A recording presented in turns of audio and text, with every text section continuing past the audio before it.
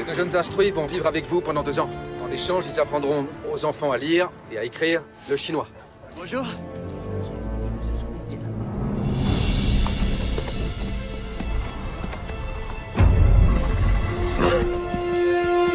Les loups sont fascinants. J'aimerais capturer un louveteau pour pouvoir l'étudier. Bonjour, je suis Jean-Jacques Hano, je viens présenter Le Dernier Loup pour clap.th.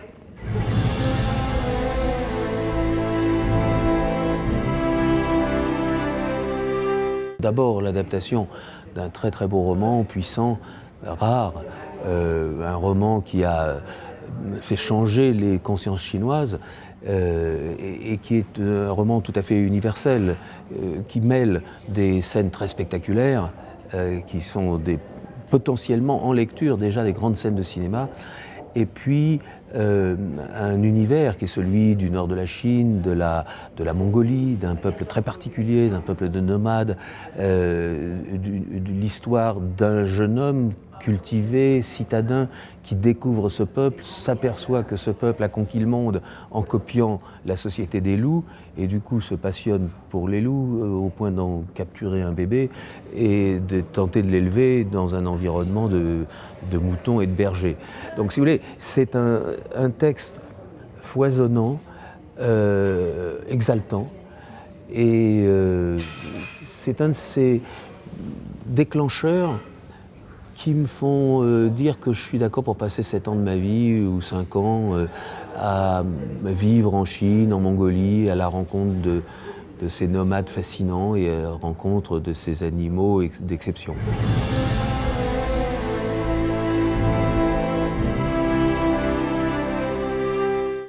C'est la fascination de mettre en scène l'humain.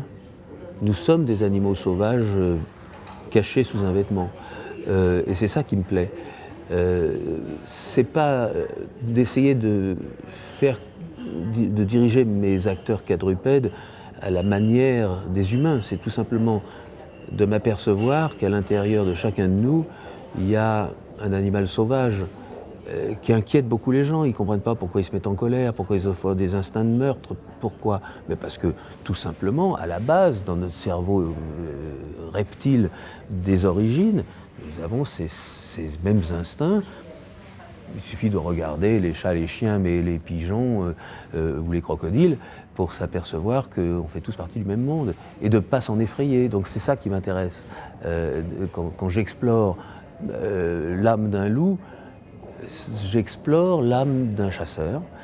Et je me retrouve dans un film que j'ai déjà fait, qui s'appelait Stalingrad, Enemy at the Gates en anglais, où je me suis concentré sur le regard de ces chasseurs patients que sont les snipers, joués par Ed Harris ou Jude Law. J'avais l'impression de faire le même film parfois.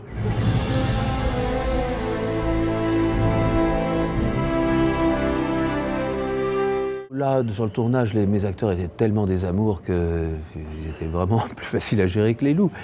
Mais les loups, si vous voulez, ce sont des animaux fascinants, comme vous avez parfois des acteurs fascinants et récalcitrants. Vous avez parfois des acteurs qui sont géniaux, mais qui sont incroyablement difficiles à gérer. C'est aussi une des fascinations de mon métier, c'est qu'il faut s'adapter à chaque acteur. Vous avez des acteurs comme Sean Connery, complètement disciplinés, ils vous demandent à quelle hauteur doit être la tasse, là ou ici, combien de temps il arrête son geste, 1 seconde et quart, d'accord, ou oh non, 1 seconde et demie, ce serait mieux, très bien. Bon, vous avez ce genre d'acteurs-là, immenses professionnels, mais vous en avez d'autres qui sont fantastiques, mais il faut les traiter comme des animaux sauvages, en leur laissant leur spontanéité. Et ils vont avoir cet éclat-là, justement, dans la surprise de leur tempérament violent.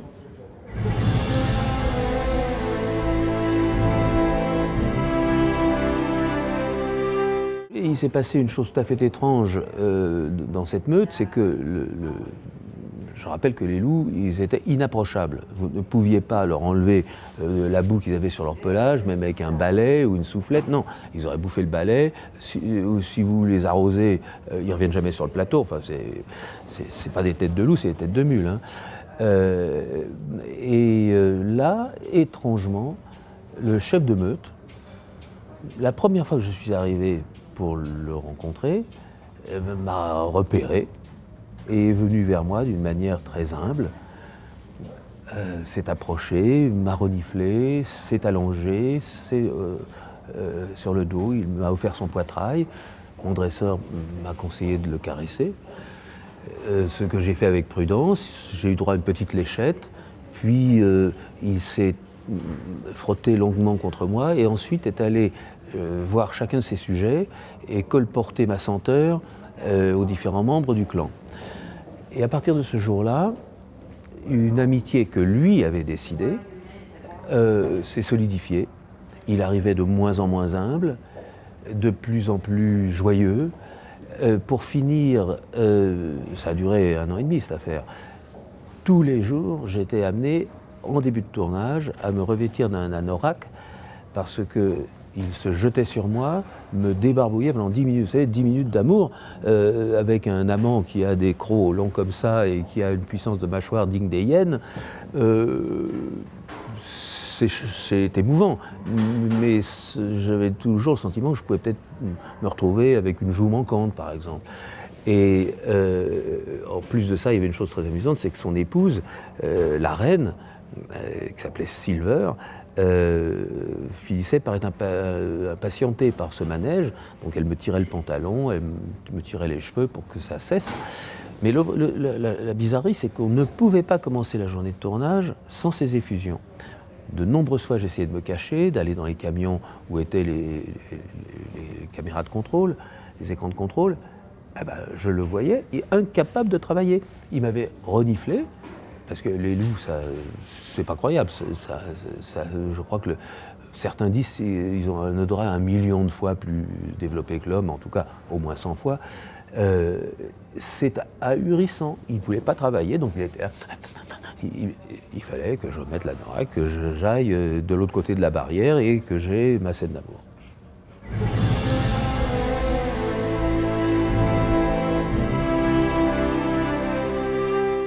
Eh bien, écoutez, il est connu dans le cinéma qu'il faut éviter toujours de tourner avec des enfants et des animaux.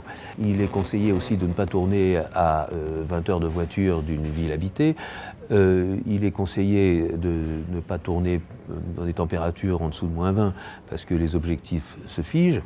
J'ai réuni tout ça.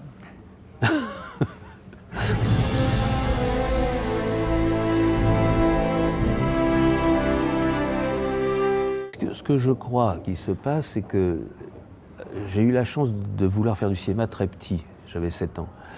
Je suis sorti des 2 écoles de cinéma, à Louis Lumière et à Fémis, qui s'appelaient autrement à l'époque, mais c'est les mêmes écoles, quand j'avais 20 ans. J'ai reçu dire mon premier chèque de metteur en scène à 19 ans et demi. Et si vous voulez, je prends du plaisir à faire des choses délicates parce que ça demande une finesse de réglage plus importante et ça m'amuse au bout du compte. C'est un défi personnel. Et comme j'ai eu la chance, vous savez, j'ai fait 500 films publicitaires et j'ai fait pas mal de films difficiles. Ça m'amuse, un peu comme les alpinistes qui vont choisir d'abord la pente facile, puis ensuite ils vont vouloir faire une face nord en plein hiver. Une espèce, j'ai envie de dire, d'escalade vis-à-vis de soi-même. Là, ça m'a passionné de faire ces scènes. Effectivement, j'ai eu des sueurs froides ou bouillantes pendant des mois. Je me réveillais en sueur en me disant mais je suis fou. Et puis je me disais ben, c'est ça qu'il faut, être fou pour faire du cinéma. Donc je me rendormais confortablement.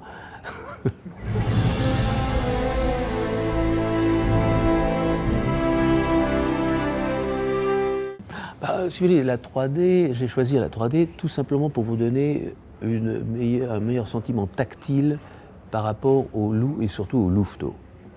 Une des difficultés, vous savez, une caméra 3D, c'est une caméra avec un miroir semi-réfléchissant, une caméra qui va travailler à travers le miroir et l'autre caméra verticale qui travaille en réflexion. Donc vous avez un gros objectif, disons. Et ça présentait un gros inconvénient vis-à-vis des loups parce qu'ils se voyaient dans le miroir. Donc ils se demandaient quel était cet autre loup qui venait les déranger pendant leur travail. Donc j'ai été obligé avec eux d'utiliser une autre technique qui est la redimensionnisation. C'est-à-dire qu'on a passé 1 an avec 2000 personnes à poil par poil remettre fabriquer 2 images différentes pour avoir le relief. Donc un tiers du film ou un peu plus, a été tourné en ce qu'on appelle 3D natif, avec ses véritables caméras, qui présentent le désavantage considérable de récolter toutes les poussières possibles parce qu'elles tombent sur le miroir. Quand vous avez en tempête de neige, comment je fais ? Vous savez, c'est comme s'il y avait un flocon de neige qui tombe sur un œil de ma lunette et pas sur l'autre. Donc après, vous êtes comme ça, vous ne voyez plus du tout. Eh bien, on avait des compresseurs avec des pistolets à air et des sèche-cheveux de part et d'autre de la caméra. Il fallait 4 personnes par caméra. J'avais 2 caméras 3D, plus les caméras 2D, vous imaginez le déballage. C'est comme ça.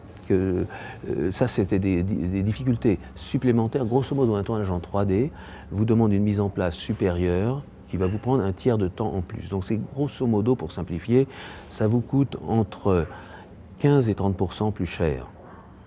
Et puis la 3D a mauvaise réputation. Les gens croient qu'un film en 3D, c'est un film où on va leur jeter des trucs à la figure. Là, j'ai fait une 3D très calme pour ceux qui n'aiment pas la 3D. Mais c'est tout simplement pour pouvoir se réjouir de la profondeur des décors et, je vous l'ai dit, essentiellement de jouir de la proximité avec les animaux, avec les loups.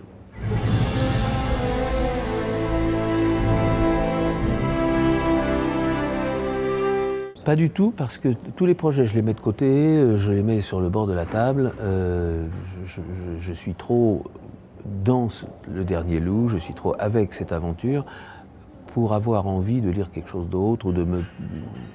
Puis j'ai pas le temps. Je reviens d'une énorme tournée en Chine, je fais une tournée européenne et après j'ai encore à repartir en Asie.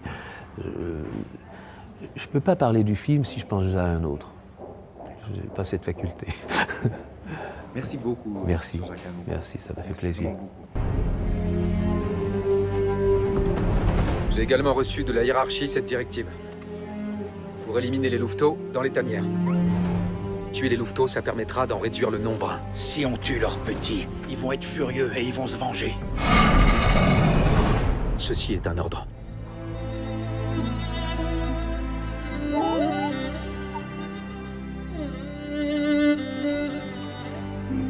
Tu crois vraiment que c'est une bonne idée de faire ça? D'élever un loup dans un village de bergers? Bonne nuit. Il faut manger.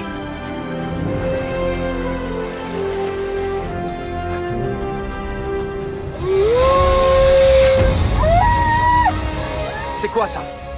Oui, je l'avoue, c'est moi. C'est moi qui l'élève. Ils entendent les appels de leurs petits et ils viennent leur prendre. Les loups sont partout, ils rôdent autour du camp. Réfléchis un peu, laisse-le partir. J'en ai assez.